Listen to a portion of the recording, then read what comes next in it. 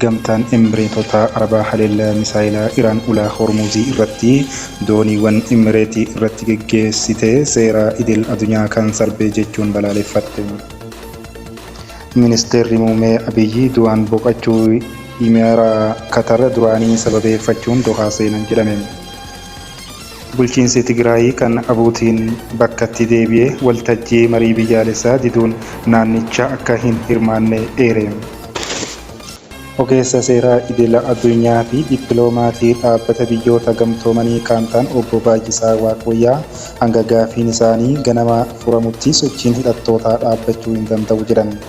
Dhaddachi Suudaan keessa jiru hoogganaa humna addaa Suudaanii RSF Hamdaa Dagaaloo yakka waraanaa yakka farra namummaa fi duguuggaa sanyii lixa Daarfuriitti hirmaachuun murtii du'aa irratti dabarseera.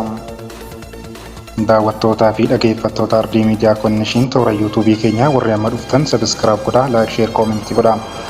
Amma balballoomii oduu guyyaa irraatiif qabannetti ceena hanga xumuraatti nu duukaa turan.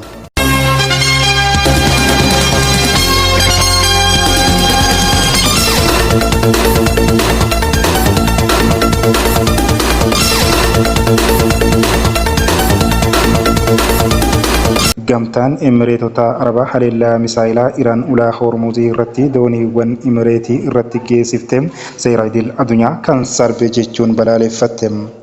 Gamtaan Imireetota Arabaa haleellaa misaayilaa Iraan hojii ija jabinnaatiin jechuun balaaleffatte. Haleellaa misaayilaa Iraan kan karaa bishaan Hormuuzii irratti dooniiwwan boba'aa gamtaa Imireetota Arabaa ta'an lama irratti raawwatame kan balaaleffatte biyyattiin gochi kun sarbiinsa cimaa fi seera idil addunyaa caalatti cabsuudha kan nageenya naannichaa gaaga'u jechuunis ibsite. Ibsi mana hojii ministeera ittisaa biyya gamtaa Imireetota Arabaa dooniiwwan xiyyeeffataman kun doonii boba'aa baatu Mombaasaa fi doonii gaazii uumamaa dhangala'oo baatu AI Bahiyaa yoo ta'an isaanis wayitaa daangaa Oomaanitti hiqaan yabalan miidhaan kun irra gahee jedhame. Ministeerri muummee Abiyyi du'aan boqachuu Imiraa Qatarii duraanii sababeeffachuun Dohaa seenan. Muummeen ministeera Abiyyi Ahmad du'aan boqachuu Imiraa Qatarii duraanii fi abbaa Imiraa Qatar Sheekii Hamdii bin Khaliifaa Altaanii hordofee gaddaa Itiyoophiyaan qabdu ibsuu fi kaleessa waaree booda magaalaa Dohaa Qatar seenaniiru. Akka odeeffannoon waajjira isaanii irraa argametti muummichi ministeera Abiyyi yeroo buufata xayyaaraa idil addunyaa Hamad gaanitti wiixata kaleessa ministeera geejjibaa Qatar Sheek Mohammed bin Abdullahi bin Mohammed Altaanii fi ambaasaadara Itiyoophiyaa Qatar jiru Faayisal Ali Ibraahiimiin simannaan taasifameefii jira. Sheek Hamdii bin Khaliifaa Altaanii adoolessa 12 magaalaa Dohaatti umurii isaanii 74tti du'aan boqotan jedhame. Bulchiinsi Tigraay kan Abuutiin bakkatti deebi'ee waltajjii marii biyyaalessaa diduun naannichi akka hin hirmaanne eeraniiru. Bulchiinsi mootummaa naannoo Tigraay kan adda bilisa uummata Tigraay Abuutii deebi'ee caaseffamee adeemsa marii biyyaalessaa Itoophiyaa geggeeffamaa jiru diduudhaan mootummaan naannichaas ta'ee uummanni Tigraay waltajjii marii qollifannaan geggeeffamaa jiruu fi fudhatama hin qabne jedhee kanarratti bakka bu'iinsa akka hin qabne beeksise. Ibsa kaleessaan biiroon dhimmoota kominikeeshinii Tigraay bulchiinsi naannichaa adeemsa marii biyyaalessaa kanarratti akka hin hirmaanne beeksisuudhaan waltajjiin kun dhimmoota bu'uuraa uummata Tigraay mudachaa jiran furuu hin dandeenye jechuun falmeera.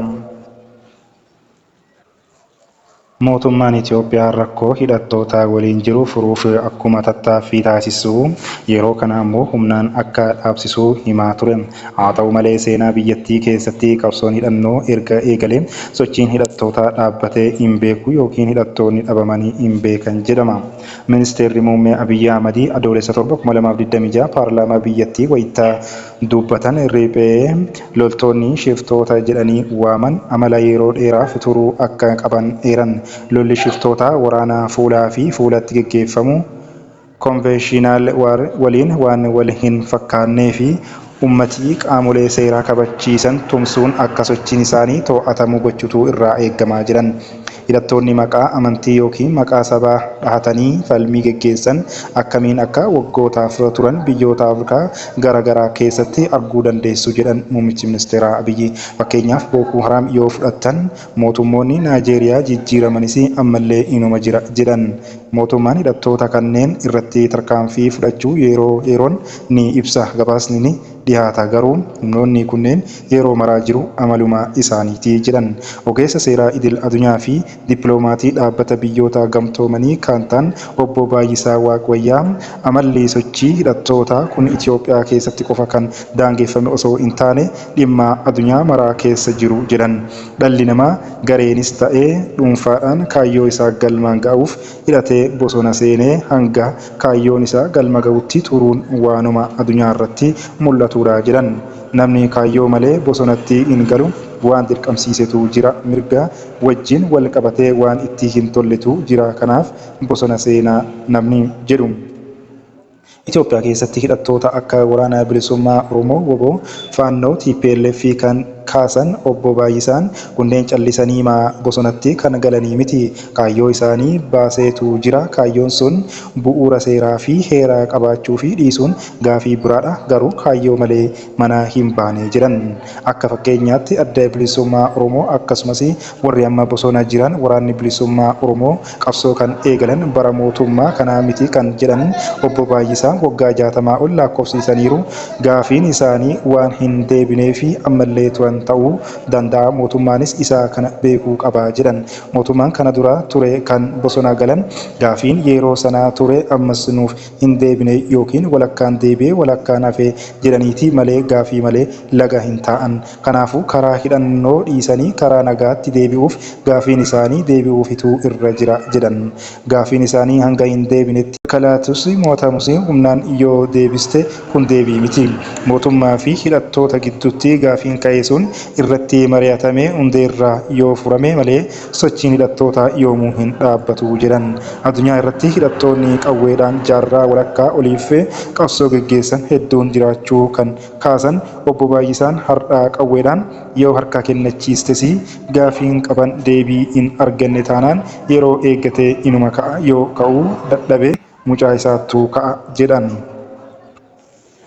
Dhaddachi Suudaan keessa jiru hoogganaa humna addaa Suudaan RSF fi Hamdaan Daagaloo yakka waraanaa yakka farra namummaa fi duguuggaa sanyii lixaa Daarfuritti hirmaachuun murtii du'aa irratti dabarseera jedhame.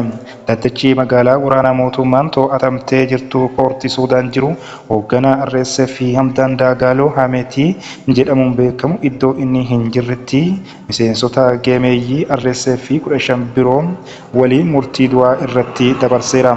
Dhaabbanni Suudaan Foundation Alliance kan RSF jala jiru dhaddachi kun fakkeessaadha. Kanaaf yaada kennuuniyyuu hin barbaachisu jedhame.